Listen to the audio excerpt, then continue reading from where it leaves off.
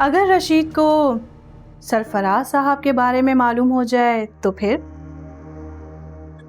अरे जाओ जाओ, तुम्हारे पास कोई सबूत नहीं है। मेरे पास क्या है और क्या नहीं, जब तुम्हें पता चलेगा ना तो तुम्हारे पैरों तले जमीन निकल जाएगी। अच्छा, मुझे डराने की कोशिश कर रही हो? अल्लाह, मैं तो डर गई। नहीं मैडम, मैं सिर्फ तुम्हें इतना बताने की कोशिश कर रही हूँ कि वीडियो बनाना मुझे भी आता है। अब तुम्हारे पास कौन सी वीडियो मेरी? वक्त आने पर देख लेना।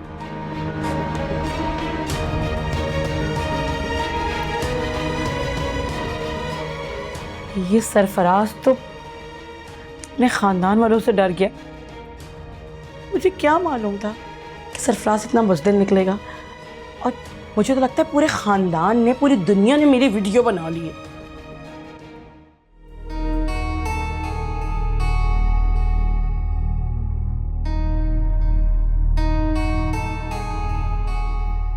क्या खेल खेल रहे हो तुम पापा के साथ? तुम किस बारे में बात कर रही हो? तुम उन्हें ब्लैकमेल करने की कोशिश कर रहे हो? ना, बिल्कुल नहीं। मैं उन्हें ब्लैकमेल क्यों करूंगा जब वो बिना कहे मेरे अकाउंट में पैसे ट्रांसफर कर देते हैं। मुझे क्या जरूरत है उनको ब्लैक या वाइट मेल करने की? सलीम, मैं तुम्हें वार्न कर रही हूं, वरना इस बार तुम्हारा ठिकाना पागल खाना नहीं, कहीं और भी हो सकता है।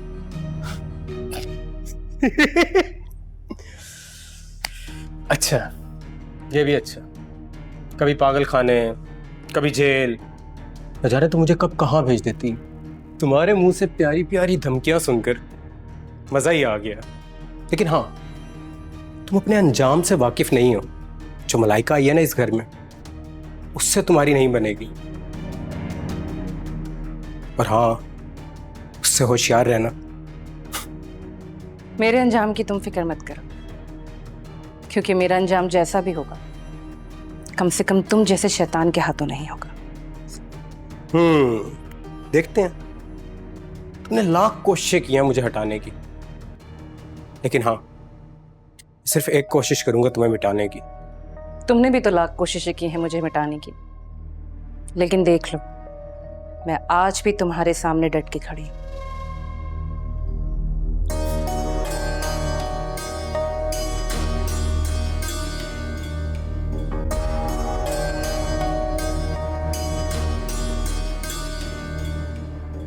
आमना,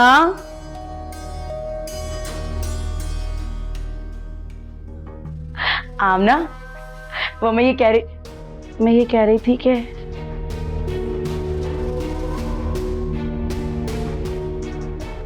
आमना, तूने मुझे अभी तक माफ नहीं किया बेटा। अम्मा, मैं कौन होती हूँ तुम्हें माफ करने वाली? जिनका तुमने कुछ बिगाड़ा है उनसे माफी मांगो। अरे देख, तू तो मेरी हिम्मत है ना। अगर तुम मुझसे इस तरह नाराज रहेगी तो मैं कसम से मैं पागल हो जाऊंगी। पागल तो तुमने हम सबको कर दिया है। आमना बेटा, बस तू ना एक बार मुझे कह दे कि तूने मुझे माफ कर दिया। ठीक है, इजहार से पूछ के बताऊंगी। अरे इजहार से तो मैं माफी मांग लूंगी, बाकी ये कि मुझे ना उसे इस मामले में घसीटना नहीं चाहिए था। ये तो पहले सोचना चाहिए था। तू तो जानती है ना कि मेरी तो फितरत में ही डसना है। अब अगर अपना सामने आ गया तो मैं क्या कर सकती थी? पहले अपने जहर का इलाज करवाओ। शुक्र करो अब्बा को अभी तक सरफराज अंकल वाले मामले का नहीं पता, नहीं तो तुम कब की इस घर से बाहर हो चुकी होती। अरे कैसी बातें कर रही है आमना?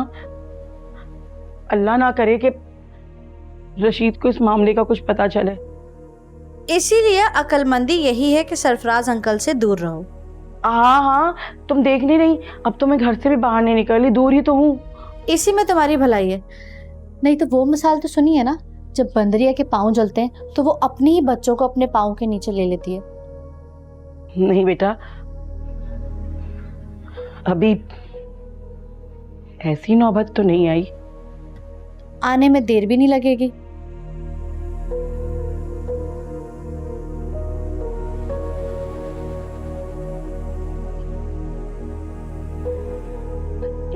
मैं मैं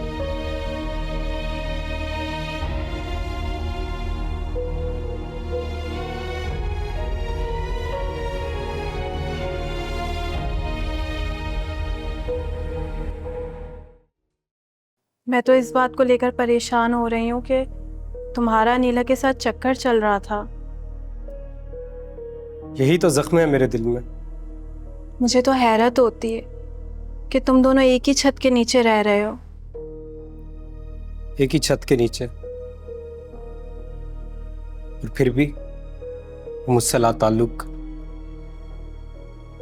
वाकई तुम्हें बहुत तकलीफ होती होगी। हाँ, बिल्कुल वैसे जैसे तुम्हें इस घर में अदील को देख के होती है। आदि को हासिल करना मेरी बहुत बड़ी ख्वाहिश है। मुझे खुशी होगी कि अगर इस ख्वाहिश को हासिल करने में मैं तुम्हारी मदद कर सकूं। तुम और मैं एक ही कश्ती के सवार हैं और हम दोनों एक दूसरे की मदद से ही साहिल तक पहुंच सकते हैं। तुमने बिल्कुल ठीक कहा। अब या तो हमारी कश्ती पार लगेगी या फिर इनको भी कश्ती में लेकर डूबेंगे। सोचना पड़ेगा।